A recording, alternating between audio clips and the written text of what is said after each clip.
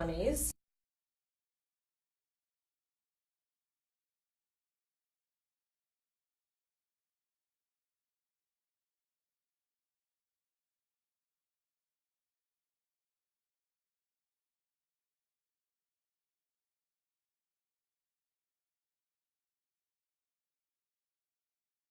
Or maybe we need to poke at the definition a little bit.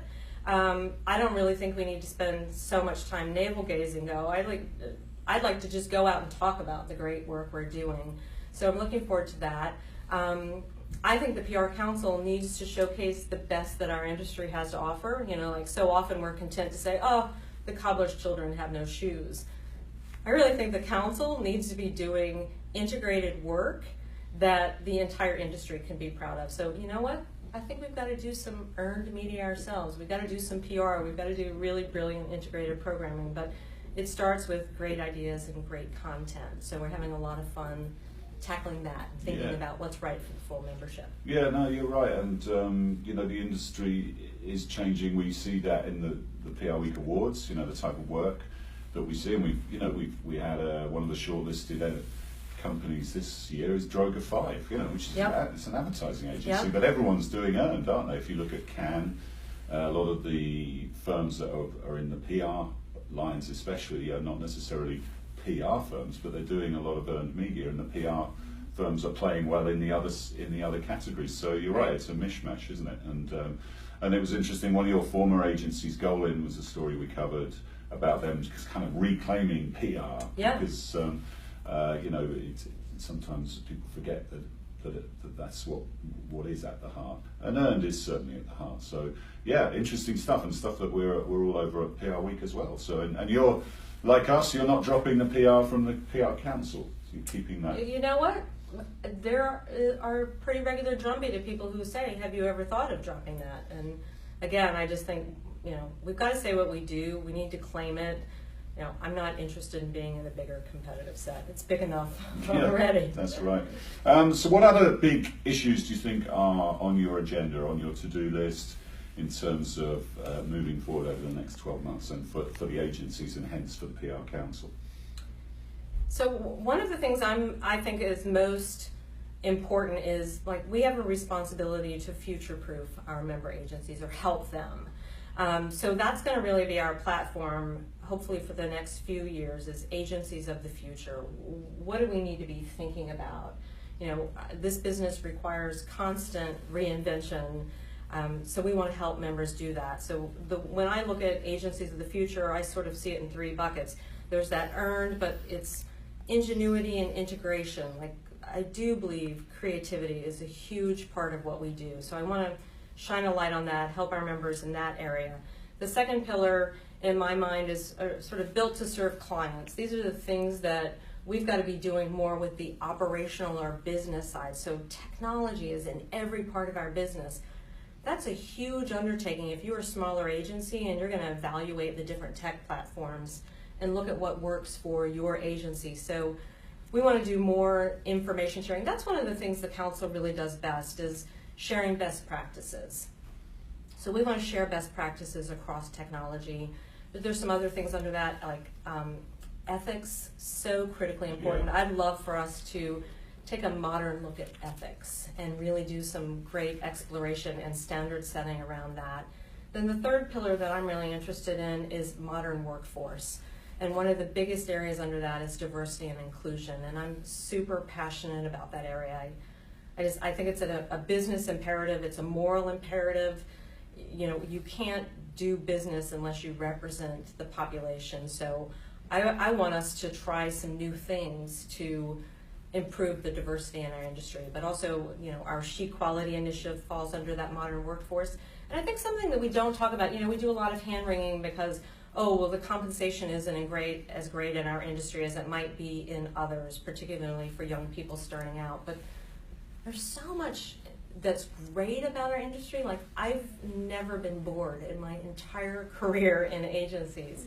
So just the diversity of the work, you get to know so many fun facts about so many different industries. And there's the flexibility. You know, to be able to have the kinds of flexibility you can have very young in our industry, I think that's a real selling point. So we've got to talk more about those things. Yeah, that's good stuff. We've been working with the PR Council on the Diversity Awards for the last few years, so hopefully we can continue that partnership, and I think that's love that made some great strides, but still a long way to go. I think our 40 under 40 group this year is probably the most diverse group we've ever had, and the atmosphere at the Edison Ballroom on that night was terrific. So on the ethics front, it was interesting in the UK, wasn't it, with the Bell Pottinger issue last year, where the PRSA, the trade body there, which is, I guess, the closest to the PR Council. It's not just for agencies. The PRCA. Right. PRCA, sorry, right. Yeah, PRSA is the American one. Getting my acronyms mixed up. But they did come out very strongly on the ethics front when that happened, and really did take a stand. So I'm guessing that, well, we hope something like that doesn't happen in the US, but right. We would take a similar stand if one of our members was involved in anything that violated our ethical guidelines. Yeah, for sure. I think that's super important in our industry. I mean, just paying attention to that, making sure we're being truthful, using plain spoken language. Like, I really care about all of those things, and they're important for the industry. And then the other part of what you were talking about, I think, is almost selling the profession, isn't it? Because we did this thing recently where people had to ask their parents or their family members what they do, what is PR, and it's funny when you hear the answers, but it's actually, there's a serious point there, isn't there? That how can we sell a profession like this if people don't really understand what it is? So, and we need advocates, we need people who can advocate to the government, and advocate just generally in the media for the profession. Right. So that's another good focus. Look forward to seeing you working on all those, Kim, over the next 12 months. Yes, hopefully. Indeed. Well, we'll see you regularly. And we will definitely be covering it, and we cover a lot of those issues as well. So looking forward to working with you on that. Frank, let's talk about a busy week. We had the PRWeek Awards shortlist that came out on Wednesday, yesterday, and we had our PRWeek Hall of Fame dinner, didn't we, on Monday night? So busy week for the brand. And what were the sort of top line findings from the awards shortlist? Well, the awards shortlist is always one of the highlight days of the year. I think that a lot of people will be looking in March to see if Weber Shandwick wins Agency of the Year again, or if the streak is halted. That would be a quintuplet of victories, wouldn't it? It would be, and I was. I may have just made up a word myself there, but anyway. That's all right. Let's keep score. But in terms of the awards judging and the shortlist, there's a lot of really interesting consumer campaigns this year. Coming from IHOP, changing their name to IHOB, and all of the earned media they won from that, and some other ones as well. Yeah, and the way the agencies are going to market is interesting. For example, Edelman is in there as Edelman, but it's also in there as Edible, which is and it's a subsidiary of Daniel J. Edelman, conflict shop, you might say. I'm sure they wouldn't say that, but they've got Zeno, obviously. It's a specialty unit, I'm told. Okay. Yeah. Zeno is a subsidiary of the group. And then there's United Entertainment Group, which is their sort of JV for branded content. So that's interesting to see how they're representing. If you look at, there's a bunch of shortlists for Budweiser. Yes. That is a consortium called 3PM, which is Weber Shandwick and PMK BNC, but they're going to market as 3PM. So it's kind of, to your point, Kim, it's about the differing ways that agencies are going to market as well, isn't it? And we'll talk about that actually with a couple of the stories. So one other thing about it too is when you look at who is in the running for the Outstanding Agency of the Year awards, it's interesting to see, who is not in the running anymore, who is in the running for the first time or second time in new categories. I think one thing that jumped out at me is that Praytel has suddenly moved up to be a mid-sized agency. You can remember Andy Pray founding that a couple of years ago. Yeah, they won boutique, and then they won small, and now they're into the medium. So who knows what's next? World conqueror. Look out large. Yeah. So, but it's interesting to see. Firms like that come up, and I think this really shows it off. Yeah, and it was good to see. So we had a lot of smaller agencies doing well in this year's awards, and it's good to see some of them coming back, like C&C and FP1 Strategies, Adam Ritchie. It's a first-time appearance for Carol Cohn on Purpose. Yes. Interesting CSR-based shop. Yeah, it's actually it's been interesting to see what's the shortlist this year, and you're right. I think doing blinds judging as well, where people don't know the agencies doing the campaigns, I think that has been a very good development too, and has really improved the process even more. Because as we know, they're the Oscars of the PR industry. 35 awards. We don't. It's not like a school playground when we give everyone a prize who turns up. These are the creme de la creme, so they'll be given out in March 21st in New York City, so do make sure you reserve your seat. What did you think of the Hall of Fame dinner, Frank? Always a highlight night. Good to, we had some long speeches, we had some short speeches, we had... They were all over the place. They were. We had an interesting cast of characters from our old friend Harris Diamond, who is now at McCann World Group, the former Weber Shandwick CEO. That was a definite highlight, wasn't it? John Graham, who was a legend in the industry and gave the shortest speech of the night. He did give a short speech. Rochelle Ford, who is known to pretty much everybody out there in terms of being an academic and diversity advocate, and then Casey Padilla, Dave Sampson. So a good cast this year. And let's not forget Joanne Bishman from Harley, who I should not forget since she was sitting at my table, and had an interesting year leading comms at Harley. What did you think, Kim, of the night and the atmosphere in the room? It's kind of nice, wasn't it? It's not like super competitive. Event. I mean, I love all of your events. Thank you very much. But that one is just one of the most inspirational nights in the industry, I think. I wish more people had the opportunity to hear it and just be in that room and the camaraderie, networking, everything going on. It's really a lovely, lovely night. Yeah, it was good. And PR people are quite humble, aren't they? That's a theme that came out. They don't really like celebrating themselves. Are you just figuring this out? Is this you? Steve's aha from I'm not sure everyone would automatically associate Harris Diamond with humble, but I mean, he's an ad guy now. But he really enjoyed, I think, coming back to his PR roots and seeing everyone. And it's great to see the success he's had with now managing a 20,000 strong agency. He's really turned McCann around, and he said some great things to end the night really about the importance of the industry now, the profession, why it matters so much in the current environment. So it was very inspirational too. But a great night. It was great to see Harold Burson there, one of our really nice former honorees, and a bunch of others in the room too. So it was good fun. And may I add that Harold outlasted several people at his table that night. Did he? Yes, he did. So that's good to know. Good for him. It's always good to see. Yeah, it is. Okay, let's find out about this new role for David Albritton, who's actually moved beyond communications. We like profiling stories like that. We had Pete Marino from Miller Courts here on the podcast earlier this year, or even last year, and Pete's now got a business role at Miller Courts above, as well as communications. We've seen people like Stacey Tank, who was our chair of jury at judging this year, who's now moved into a business role. We like to see that because, why shouldn't PR people go on to business roles in in fact, I think Rochelle was talking about that with Ken Frazier at Merck, who's a CEO who's come from the sort of communications public affairs background. So tell us what's happening with David. David is moving over to the president role, not the GM role, but at GM Defense, which is the wing of General Motors, so to speak, that works with the defense industry. It's an interesting role, again, because it's a non-comms role. And GM Defense has only recently been founded, so he gets an opportunity to really make his mark, to go and help to shape this new organization. And an interesting time for GM, obviously, with everything that's gone on with them in the past couple of months, announcing a lot of layoffs. A brand, a company very much in the spotlight. Yeah, it's going to be interesting to see how he helps to mold this new company. Yeah, from the point of view of actually running the thing.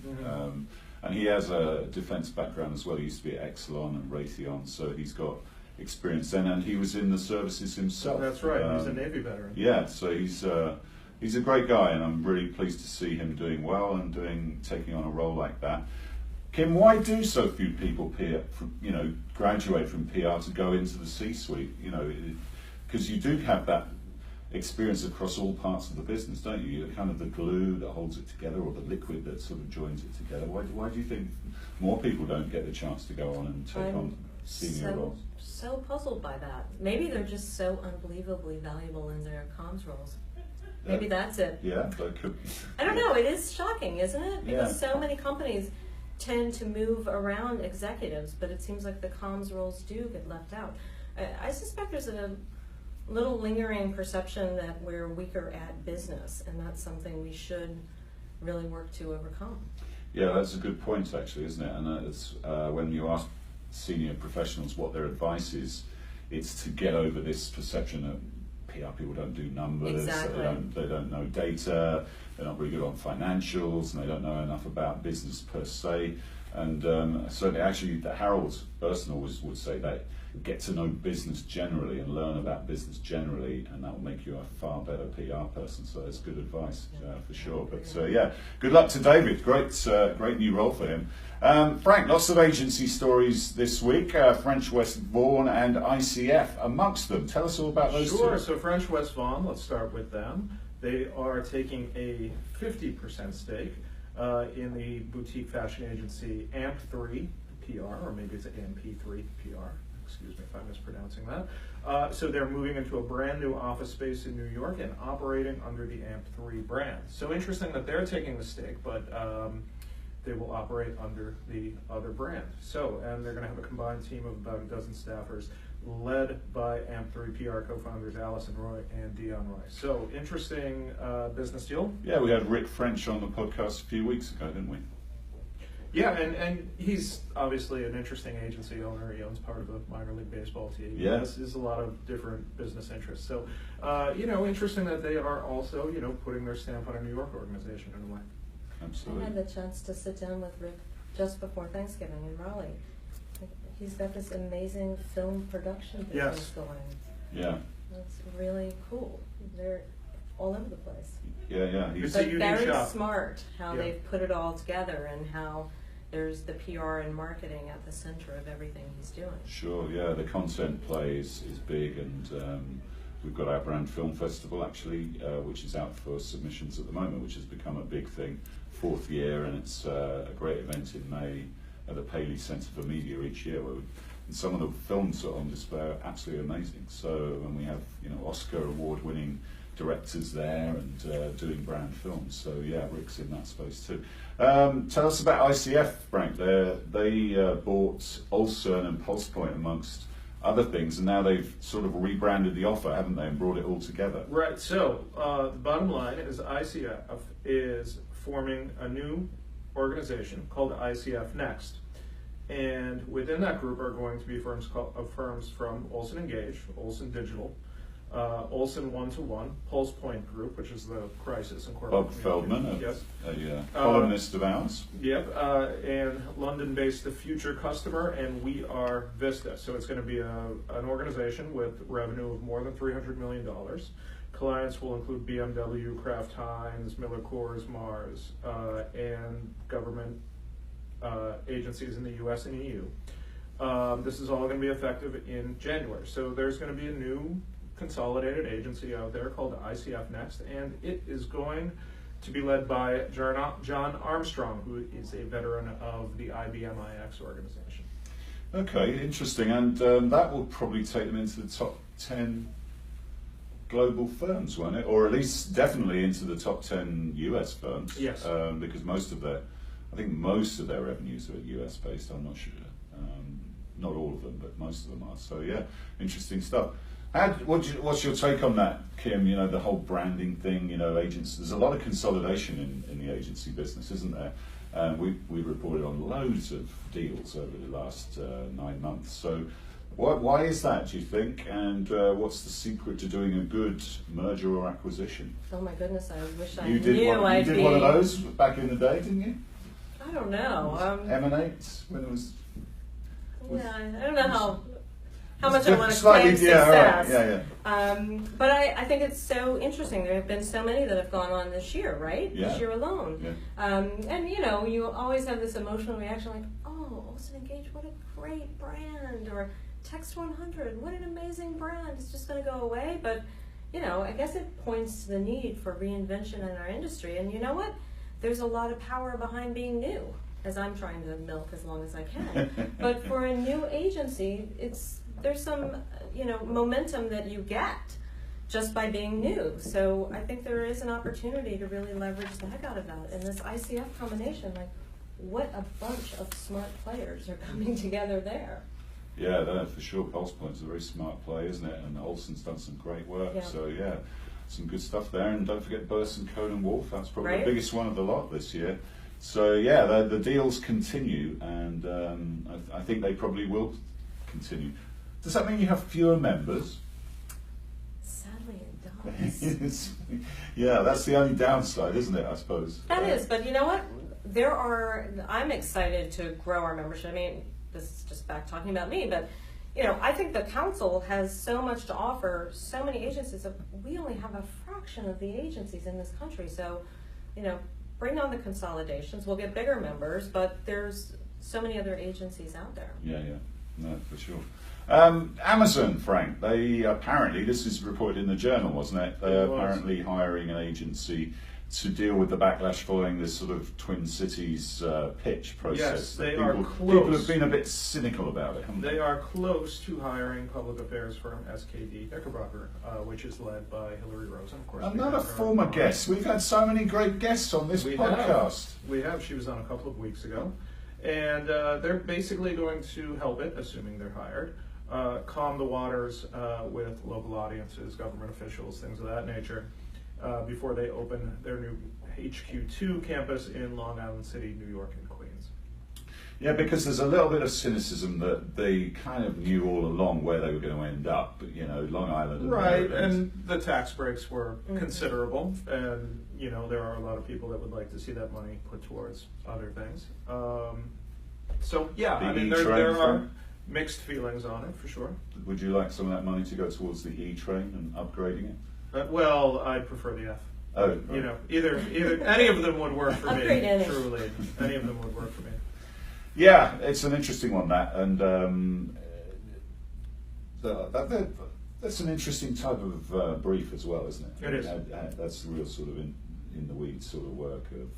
I'd love to get Hillary back on and talk about that. But wasn't it, it seems like a lot of the criticism has been that they didn't engage all of the proper groups. Right. So I'm curious where they're sitting right now. Do they think that it was a good strategy to go forward, get it done, ask forgiveness later, or, would they have modified the way they went about making that decision and announcing it? Yeah, it's a good question because they got so much publicity, didn't they, for a whole year? It was a great sort of PR exercise. Well, a communications exercise for Amazon. So and the data mining aspect too is really fascinating. And playing them off against each other, like, well, this city's offered us this, and you need to match it, etc., etc. So, yeah. Look, bottom line is we've got 8,000 Amazoners coming into Long Island City, so that's going to change the economy. On your train, Frank. They're all going to be on your train. No, but it's going to change the economy of the city. It really will. And if you followed how Long Island City has developed over the past 10 years, it's almost like this little city within a city over there now, and then you have Citibank's out there. Right, Citibank's out, JetBlue is out there. Yeah. And so you have a lot of folks who are living in the new high-rises there who, don't have that much of a reason to leave the neighborhood sometimes. Yeah, it's up and coming, Long Island City. Really is. Will only get more up and coming with this development. So yeah, go and check it out before Amazon moves in and before it becomes totally gentrified and unaffordable. And you can't get in the restaurants, like the rest of Manhattan. Anyway, enough of my gripes. Let's Frank, Fortnite. Yes. You must be an expert on this. I'm not. Wendy's, the burger chain, has weighed in on Fortnite. Tell us all about that story, I'm not please. a big video game expert, I have to admit, though. You'll be interested in this. I did attempt to take up playing Football Manager with limited success. And that would be football in the soccer sense, the original football. The game actually played with the feet. The whole transferring people is really where it got to me. It got over my head. Anyway, okay, so Fortnite it's an ultra popular game, I'm told. You nearly said geeky then, didn't you? No, so evidently, I'm not a Fortnite player, as you could. I'm looking at our immediately. production crew here. They look much more. There is I think they know much more. So about there's a, this than from what me. I can make of this, a lot of people play Fortnite. There's a fictional burger chain in the Fortnite universe, and this fictional burger chain called Der Burger, they freeze their burger meat, which is offensive to Wendy's, and so they had a Wendy-like character really beat up the place. Interesting. Yeah. So, I mean, this is I think this is really creative. I think it's a good example of, look, they're obviously targeting a younger audience through social media. They're going where their audience is. That's smart, all of that's smart. I mean, I'd love to know what they see as, the effective results from this. So, what they said was that Wendy's was mentioned 43,000 comments on Twitter over 10 hours, which is a lot. But, how does that translate to brand affinity? How does it translate to sales? Yeah. So, I mean, I would love to know what are the actual actionable results from this, other than, social media or brand awareness among an age group. But I do think it's an interesting move. I'm guessing Sean Zarnecki on the team would know a bit about this. I think he's into all that stuff.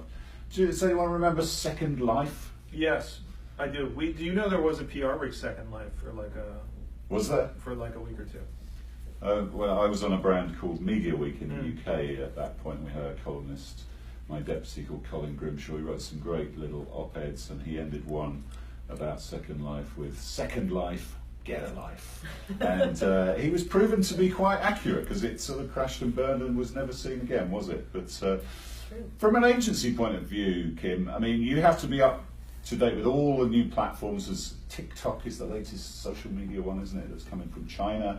How do you decide when to recommend to clients, or how do you keep on top of all these things and sort of give advice about what the best channel is to invest in? Because as we've seen, Facebook can change overnight. It changes its algorithm, and your strategies can go out the window. It's quite difficult, isn't it? It is, and I think, in some ways the larger agencies who can have more people focused in different areas, surfacing trends, maybe it's easier for them. But, I think that's a really brilliant role that young people can play in the business, Absolutely. Surfacing those trends and great ideas for clients linked to those trends. Yeah, and I think little boutiques can be good at that as well, can't they? Because they can really double down on it and really sort of deep dive into it. But and sometimes they've got smaller clients who will turn on a dime and take a risk, whereas your bigger brands, maybe with bigger budgets, they're sort of in a long-term program that they're not going to step out of. But we do seem to be talking about these fast, quick service restaurants, fast food chains, whatever you want to call them, burger chains. Taco Bell doing that thing in the UK with the Big Ben chimes. And KFC and the apology. KFC, Wendy's, we had the Burger King cat walking over the keyboard last week. We had another one today we did about Burger King and McDonald's with geo-targeting and Burger King offering people in McDonald's stores burgers for a voucher to get a burger for $1 and all this stuff. So it's a really competitive space, isn't it, where social media is becoming a bit of a backdrop to that war. So plenty of stories there, especially for Diana Bradley on our consumer beat. And they get a lot of traffic, I must admit. So we'll keep doing them. Finally, interesting developments this week. Frank, Keith Weed and Paul Polman of Unilever both decided to retire over the last week. That's right. So Keith Weed is stepping down from his role as CMO. He's been a Unilever employee for 35 years. And it happens as Paul Polman, the CEO of Unilever, also steps down. So Keith is famous for his green jackets, isn't he? Is he? Yes, he is. Like a Masters champion. Yes, and I didn't know that. No, he wears them at Cannes. He's always very visible at conferences and industry events, and that's something you might want to think about. A jacket color that stands out. Yeah. Pink or. Do we for the podcast or just generally? In general, that could be your statement. Well, you are going to wear your Christmas jumper. I will be wearing that. Yes. That's a sweater. I'll be wearing that possibly next week or the week after. So that'll be exciting for viewers on Facebook Live, especially. I'm sure that's everyone's marking that on Traffic their will calendar. spike. Yeah, absolutely. I mean, yeah, we've got, is it Guillaume Herbet from MSL Group is on next week, and then it's Andy Polanski, isn't it? What a way to wrap up the year. Yeah, it's not bad, is it? Right. 2 amazing guests, so look out for those. I'm not sure, I think I wore it with Andy a couple of years ago, so maybe I'll try it with Guillaume this time and see if he comes and turns up in something festive. Anyway, Kim, thanks for being a guest. Sorry, I'm starting to ramble now. That's usually when it's time to wrap up the show. So thanks for being a guest. Thanks Thank you for having me. telling us about your plans, and looking forward to tracking those over the next 12 months. Frank, thank you. Always a pleasure. 2 more shows left this year. Let's make a big finish, yeah? Looking forward to it. Yeah, absolutely. Just a couple of customer service things. I mentioned the awards. You can buy your tickets March 21st, big night, the Oscars of the PR industry. Our salary survey, please do go and just take a few minutes to take that. We want it to be as accurate as possible and get as many people taking the survey as possible. It makes the data better, and that makes better content. So that's out at the moment, and just go to the website. You'll find it on our social channels, or Frank's no doubt going to promote it on the breakfast briefing. Of course. And you can win a $100 Amex gift card as well. One lucky person will win that out of the people who take part. The Hall of Fame, we are taking nominations for that for the next 2 days. So another one that we really need to, you need to get a move on if you're going to get this Women to Watch in Hall of Fame. So some of the most talented, creative and brilliant women in PR. We want to celebrate them next year in June, so please do get those nominations in. And the Brand Film Festival, we have that, as I mentioned, in May the 2nd it will be next year, and you have to get your submissions in for that by January the 14th. So please make sure you're working on that. And finally, the Global PR Week Awards are also out. There's a lot of, not usually have as many programs, so we're keeping you busy out there, but all great programs, and Global PR Week Awards are open until January as well, so do check those out. But that's all we got time for. We'll see you next time on the PR Week.